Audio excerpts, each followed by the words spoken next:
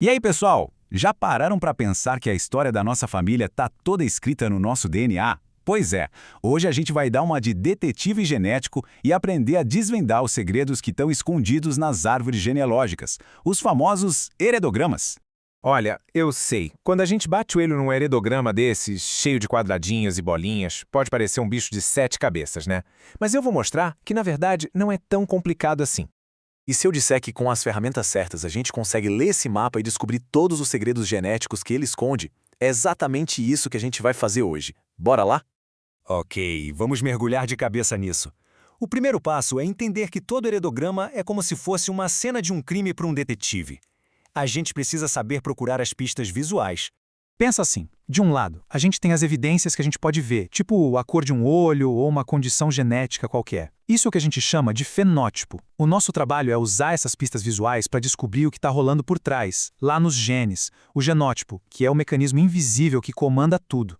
E claro, todo detetive precisa de um kit de ferramentas, né? O nosso são esses símbolos aqui.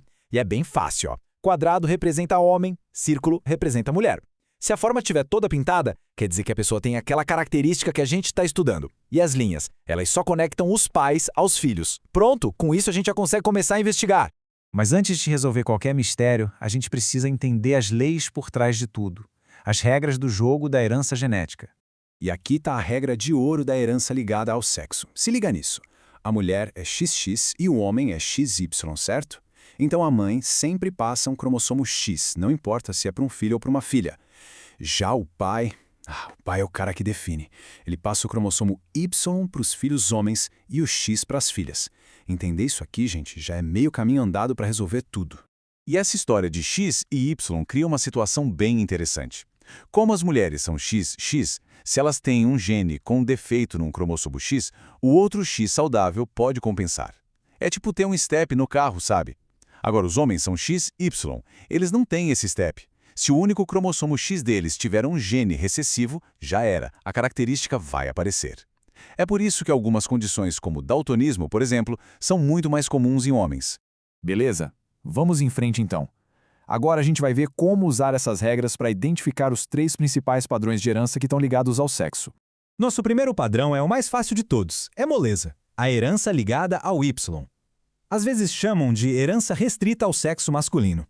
Como o nome já entrega, o gene que causa a característica está lá, no cromossomo Y. A pista aqui é impossível de não ver. A característica só aparece em homens e passa de pai para todos os filhos homens dele, sem exceção.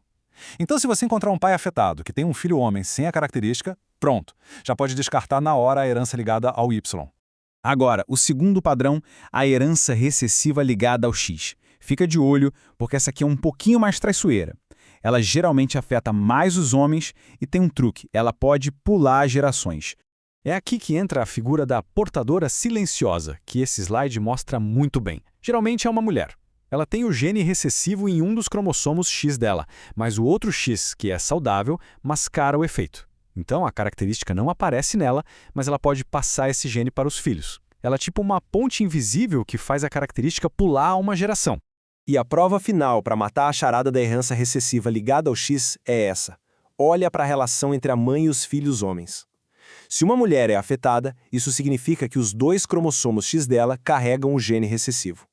Como ela obrigatoriamente passa um X para os filhos homens, adivinha? 100% deles também vão ser afetados. Não tem para onde correr. Para fechar, temos a herança dominante ligada ao X. O nome já dá a dica toda. Aqui, o gene é dominante. Isso quer dizer que não existe portador silencioso.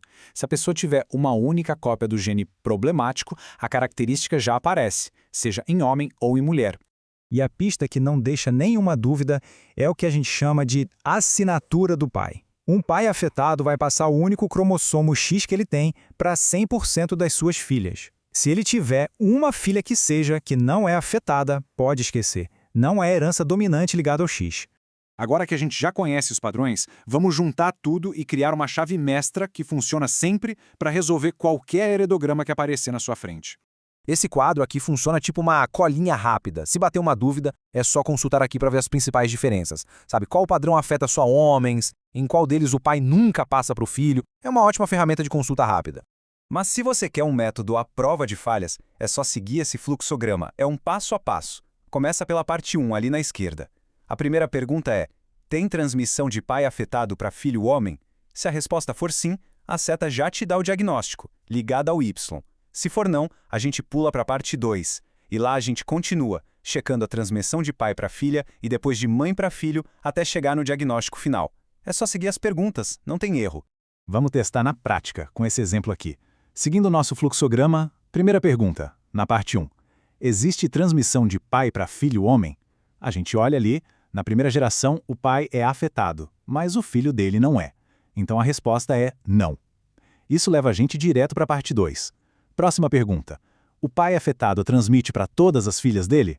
Sim, as 2 filhas dele são afetadas. A seta do sim nos leva direto para o diagnóstico, herança dominante ligada ao X. Viram só? É só seguir o caminho. Se tudo isso pareceu muita informação, calma, não se preocupa. Vamos resumir tudo na única e mais poderosa lição da nossa investigação de hoje. Então, se for para lembrar de uma única coisa, que seja esta. Na herança ligada ao sexo, o pai é sempre a peça-chave da investigação. Foquem nele. Olhar para o que o pai transmite é o grande atalho. Se ele passa característica para o filho homem, só pode ser ligado ao Y. Se ele passa para todas as filhas, a gente já desconfia de dominante ligado ao X. Focar no pai é o jeito mais rápido de eliminar as hipóteses e chegar na resposta certa. E agora que todo mundo aqui tem as ferramentas de detetive, fica o convite para dar uma olhada na história da própria família. Quais segredos genéticos podem estar esperando para serem descobertos por aí? A investigação está apenas começando.